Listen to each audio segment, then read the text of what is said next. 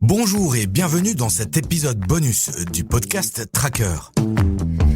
Depuis l'arrivée de Donald Trump aux commandes de la Maison-Blanche en janvier dernier, le dollar a perdu du terrain par rapport aux principales devises du monde.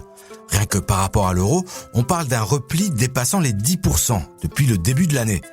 Les mauvaises nouvelles budgétaires venues de Washington la semaine dernière et entraînant notamment la fermeture de nombreuses administrations fédérales ont aggravé la baisse du billet vert. Qu'est-ce que l'affaiblissement du dollar change pour les investisseurs ? Est-ce que le recul du dollar peut-il mettre à mal les stratégies des grands gestionnaires de fonds ? Quel en sera l'impact sur la politique monétaire de la Réserve fédérale américaine ? Nous avons posé ces questions à Julie Dixon pour la rédaction d'un article à découvrir sur le site et l'app de l'Écho.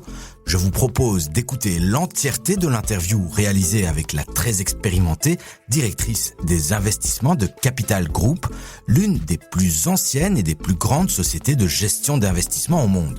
Capital Group a d'ailleurs célébré le mois dernier les 50 ans de sa stratégie AMBAL pour American Balance, soit une approche multi-actif axée sur les États-Unis.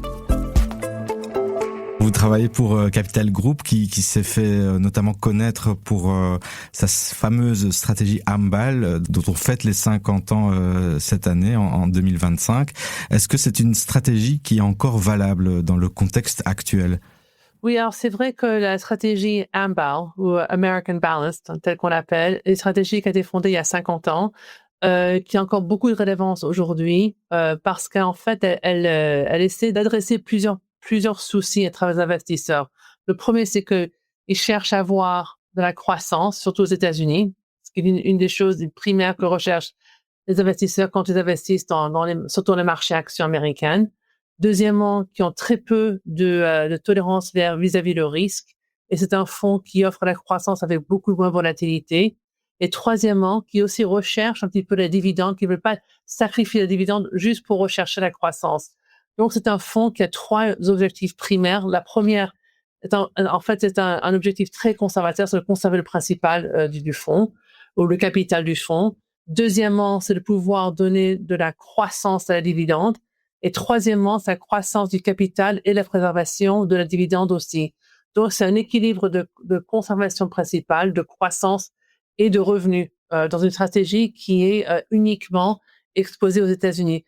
Et ce qui est intéressant avec cette stratégie, c'est que en fait, c'est pas la première chose que recherchent les investisseurs aux États-Unis.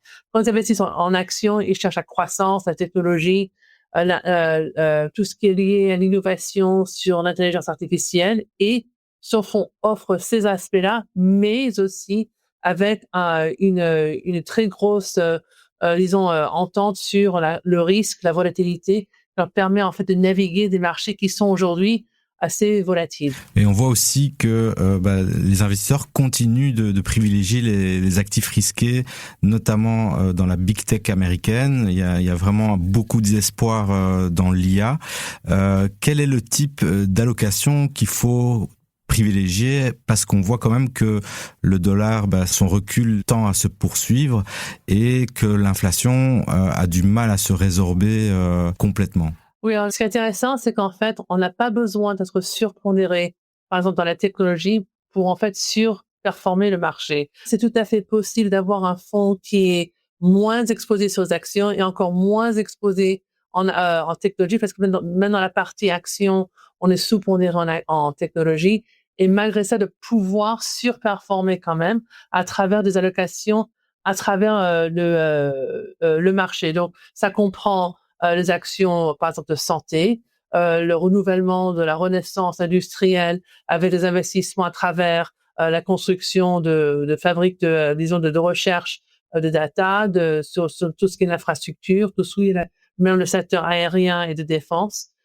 Nous voyons des innovations dans la santé, nous voyons des innovations à travers les classes d'actifs de secteurs des actions. Donc, ça offre en fait des investissements bien diversifiés en dehors de ces marchés assez concentrés sur seulement la technologie. En fait, c'est deux avantages parce qu'ils sont bien moins volatiles. La deuxième partie, à travers la devise, c'est vrai qu'il y a quand même de très grands soucis pour les investisseurs sur l'affaiblissement du dollar qui continue, surtout contre l'euro, C'est un endroit de recherche sur lequel on se concentre aujourd'hui à travers les équipes de gestion à capital.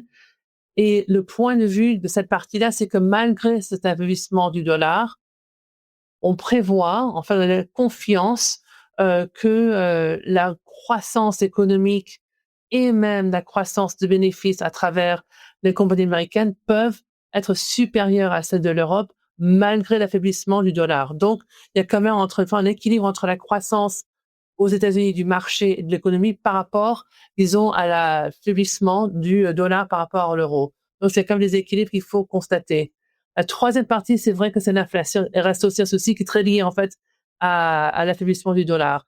Et cette partie-là, elle se concentre surtout sur des discussions. Il y a beaucoup de débats sur l'indépendance de la Banque centrale des États-Unis l'année prochaine, avec le départ du chef de la Fed, Powell, ainsi que 3 ou 4 autres directeurs de la Banque centrale. Donc, ça, bien sûr, ça ouvre l'opportunité pour le président Trump de pouvoir s'imposer sur l'influence de la Banque centrale. Il a été très clair, il était très public sur ses souhaits d'avoir un taux qui reste très bas aux États-Unis, qui peut apporter un peu d'inflation aux États-Unis. Ça reste à voir. L'indépendance, c'est la partie par laquelle elle peut naviguer contre l'inflation et de pouvoir créer encore de la croissance aux États-Unis économiques. Ça reste à se déjouer, mais malgré entre-temps, le marché commence déjà à prévoir un petit peu l'affaiblissement du dollar à partir du point de vue que la possibilité de la Fed de pouvoir augmenter les taux pour lutter contre l'inflation peut être un petit peu limitée. Alors, dans ce contexte, on sait que vous êtes une adepte de la construction des portefeuilles mixtes. Est-ce que, selon vous, il faut rester investi à cette hauteur-là dans le marché obligataire pour se couvrir de tous ces risques dont on vient de parler? C'est tout à fait possible de pouvoir avoir d'investissement dans les deux classes actives, en actions et en obligations, pour achever non seulement un rendement positif, même en termes euros, mais aussi de pouvoir achever un rendement qui a moins de volatilité. La partie obligataire du portefeuille a des caractéristiques beaucoup plus conservateurs comme fonds typiques d'obligations américaines. Donc, on reste toujours dans l'investment grade aux États-Unis, surtout en trésorerie, dans la partie même le crédit reste un crédit très élevé en tant que qualité, qui nous permet en fait de naviguer, disons des variations de taux, de durée, de sentiments même dans le fond dans la partie du marché obligataire. Et donc ça permet à cette partie du portefeuille de donner un petit peu de coussin contre cette volatilité, mais aussi de pouvoir fournir un certain niveau de rendement qui reste quand même attrayant. Le rendement du portefeuille obligataire est plus de 4% aujourd'hui, donc c'est quand même un rendement plus attrayant que le marché actions et qui donne un petit peu de coussin contre ces volatilités du portefeuille partie action plus volatile. Là, vous avez parlé des obligations investment grade américaines. Est-ce que il y a d'autres types d'obligations qu'il faut garder à l'œil dans le contexte actuel? Alors, la partie hypothécaire, enfin, des parties obligations reste encore un endroit intéressant de notre point de vue, du point de vue qu'en fait, le niveau de taux est plus élevé. Le rendement de cette partie du portefeuille est moins corrélé au marché action. Donc, ça donne un petit peu une partie de diversification du portefeuille.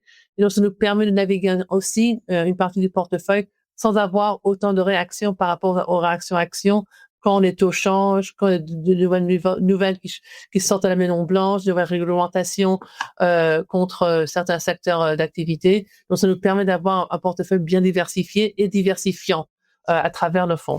Et on vous entend parler des taux d'intérêt, c'est une variable qui est très importante dans la composition de son portefeuille, mais on entend aussi que beaucoup de gestionnaires d'actifs vont voir aussi dans le private equity, vont voir dans les métaux précieux. Est-ce que c'est une stratégie que vous privilégiez aussi? Alors, nous n'investissons pas directement dans le private equity ou dans l'infrastructure, dans les métaux, mais nous avons l'exposition sur certaines entreprises qui sont cotées publiquement à travers les bourses mondiales, qui elles ont des expositions, par exemple, sur les métaux précieux tels que l'or. Et l'or, bien sûr, est un actif qui réagit parfaitement bien et très positivement avec l'inflation. Donc, quand il y a une grosse inflation, l'or a la tendance de s'élever. Nous avons quelques entreprises qui sont liées directement à l'or, qui bénéficient justement de l'augmentation des prix de l'or. Donc, on a quelques, disons, investissements qui nous permettent d'avoir un petit peu, disons, de couverture contre l'inflation du portefeuille, mais ce n'est pas quand même c'est une exposition qui est à pratiquement 2% du fonds. Donc, ça nous permet d'avoir quand même quelques investissements qui nous permettent d'avoir des réactions plus positives si l'inflation se présente d'une manière plus forte que prévu. Mmh. Alors, dernière question, dans le contexte géopolitique actuel, on entend cette semaine beaucoup de choses au niveau des finances publiques américaines, mais je pense qu'on peut élargir ça à l'Europe et à d'autres zones du monde. Dans ce contexte-là, est-ce que vous tenez prête à changer de stratégie plus souvent qu'avant, ou est-ce que là, vous allez faire le point un peu plus tard au bout du dernier trimestre, par exemple? C'est extrêmement difficile à prévoir la partie géopolitique de l'économie. C'est quelque chose, on en parle, mais on fait pas beaucoup de prévisions parce que c'est impossible à savoir normalement que va faire le secteur politique d'un certain pays, voire même ce qui se passe dans la Maison Blanche. Mais on essaie pas trop de toute façon de changer de stratégie. Pour nous, l'évolution de la classe active reste quand même assez stable. On reste dans les 60-64% en actions, on reste à peu près dans les 34-33% obligations et cash. Ça n'évolue pas de beaucoup parce qu'en fait, on n'essaie pas d'avoir du market timing entre les actions et obligations sur le court terme. Nous sommes des investisseurs qui sont des investisseurs très long terme, avec la plus grosse pondération sur les 8 ans. On ne cherche pas d'avoir de grands mouvements de portefeuille sur 3 mois, 4 mois, 1 an même. C'est vraiment sur ces évolutions qui restent beaucoup plus longues. Merci d'avoir écouté cet épisode bonus de Tracker, le podcast bourse du journal L'Écho. C'était Salim Nesba au micro et Julie Garrigue à la réalisation. On se retrouve ce jeudi pour un nouvel épisode de Tracker qui sera consacré à ce qu'on appelle le gender gap en finance.